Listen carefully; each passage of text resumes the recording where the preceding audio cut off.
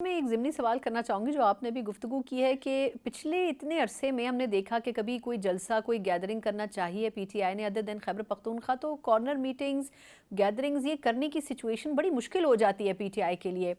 तो अगर ऐसी कोई एहतजाजी तहरीक जो कि लग रहा है कि आप शुरू करेंगे आप और बाकी अपोजिशन की पार्टीज, तो ये मैनेज कैसे होगा? अगर सिंध में नहीं निकलने देंगे, पंजाब में नहीं निकलने देंगे, तो फिर वही सारा प्रेशर केपीके के ऊपर आ जाएगा जब आपको वो इस किस्म की हमें जी जी जी। हमें इन्होंने कब इजाजत दी है? क्योंकि देखिए ना, हम आपको हमेशा 22 मार्च इजाजत के जलसे तक की तो इजाजत दे नहीं रहे मीनार पाकिस्तान पे।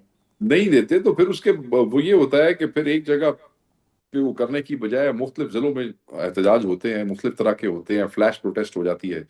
जिस वक्त पुलिस और ये सियासी इंस्टॉल्ड हुक्मरान किसी भी मुल्क में इस तरह की सख्तियां करते हैं तो लोग रुकते तो नहीं है, चीजें तब्दील हो जाती हैं, उनकी डायरेक्शन तब्दील हो जाती है, उनकी शेप तब्दील हो जाती है। एहतजाज होता रहेगा, एहतजाज इनके कहने से रुकेगा नहीं, और ना कोई डरता है इनकी इस रोकने से। एफ आई आर देनी है, वो हर आदमी पे दर्जनों एफ आई आर देती रखो और दे दो, क्या है? जब हालात ठीक होंगे यही अदलिया होगी और यही हमारे बेगुनाह लोग होंगे, और इंशाल्लाह ये एफ आई आर सब खत्म हो जाए। जी। अच्छा, एक सवाल सर और भी करना चाहूँगी। आपने खान साहब का भी शुरू में हवाला दिया कि वो खैरियत से हैं और मुकम्मल मतलब सेहतमंद भी हैं। हाँ, लेकिन ये बताइएगा कि अभी कुछ दिनों पहले भी इस किस्म की अफ़वाहें गर्दिश कर रही थी कि उनसे बैकडोर चैनल के ऊपर बातचीत हो रही है, बल्कि उनको यहाँ तक ऑफ़र किया गया है। मतलब आप ही की जमात से किसी ने ये कहा था कि उनको कहा गया है कि हम मुकदमात भी ख़त्म कर देते हैं। लेकिन ये क्या खान साहब की तरफ से तो ऑब्वियसली इसमें रेजिस्टेंस होगी, लेकिन क्या वाक़ई ऐसी कोई चीज़ किसकी तरफ से इनिशिएट हुई थी, ये नहीं बताया गया। हुकूमत की तरफ से, इदारों की तरफ से, किसकी तरफ से इनिशिएट हुई थी इस तरह की कॉल? किस्म की कोई बात नहीं थी, कोई बैकडोर इशू नहीं था। खान ने कह दिया था मुज़ाकरात यही है जो हो रहे हैं। खान ने ये जरूर कहा था कि एस्टेब्लिशमेंट बात करना चाहेगी तो पाकिस्तान के हवाले से बात हो सकती है, जात के हवाले से डील नहीं करूंगा। कुर्बानी दे रहा हूं और कुर्बानी देता रहूंगा, और मुझे असीरों के लिए बात करनी है, मुझे शुहदा के इंसाफ के लिए बात करनी है, तो उसके लिए कोई भी बात कर सकता है। We are ready to that. But कोई ये इंप्रेशन देने की कोशिश करे कि हम डील करना चाहते हैं, तो बेसिकली कोई बैकडोर मामला नहीं चल रहा था।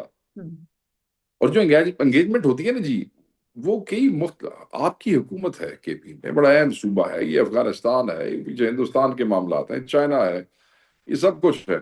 उस हवाले से एस्टैब्लिशमेंट्स के साथ एंगेजमेंट्स आपकी पार्टी के चीफ मिनिस्टर है, इन लोगों की होती रहती हैं। That is not engagements to make a deal, और खुदा ना खास्ता इस तरह की चीज है। खान तो डील करनी होती तो खान के वास्ते डील हमेशा तो तैयार पे है जी। उन्होंने खुद कहा था कि मुझे ये 2 दफा ऑफर कर चुके हैं, अटक देर में भी किया, यहाँ भी किया, तो वो तो कोई इशू नहीं है।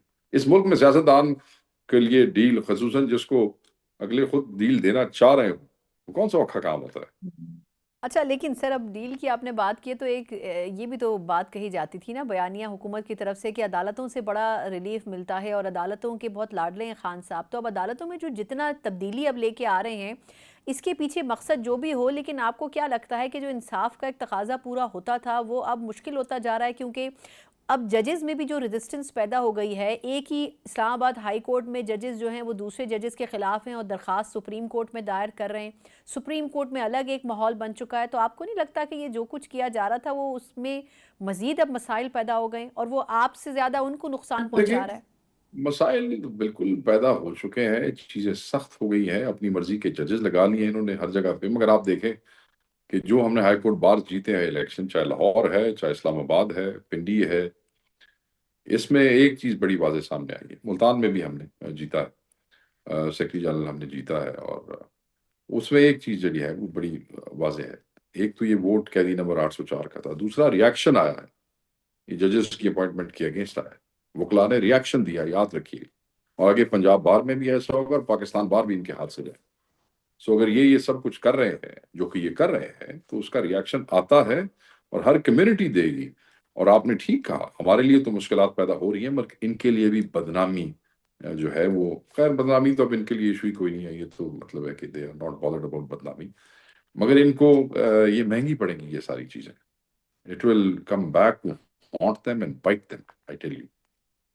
अच्छा, लास्ट क्वेश्चन करना चाहूँगी सर, ये जो खैबर पख्तूनख्वा में गवर्नर और सीएम के दरमियान मसाइल हैं, आपको क्या लगता है कि ये वैसे ही हल्की-फुल्की मौसीकी है या वाक़ई आपको लगता है, कभी वो कहते हैं कि मनाज़रा करा लें सीएम सिंध का और सीएम केपी का परफॉर्मेंस के लिहाज से, मतलब कुछ ना कुछ चलता रहता है वहाँ पे। आपको क्या लगता है कि क्या गंडापुर साहब को रिस्पॉन्ड करना चाहिए या छोड़ देना चाहिए उनके हाल पे? हम तो एज़ अ पार्टी तो मैं एज़ अ दोस्त तो हमेशा यही दोस्तों को मशवरा देता हूँ कि इस किस्म के रेलेवेंट लोगों को कभी रिस्पॉन्ड नहीं करना चाहिए। हुँ। उसकी वजह ये है कि these people are looking for importance and they are looking for attention, they are looking for media वो तो उसमें जब इनको जवाब दिया जाता है तो वो फिर इनके इनके नंबर और इनके कद बढ़ने लगते हैं। तो उससे परहेज़ करनी चाहिए।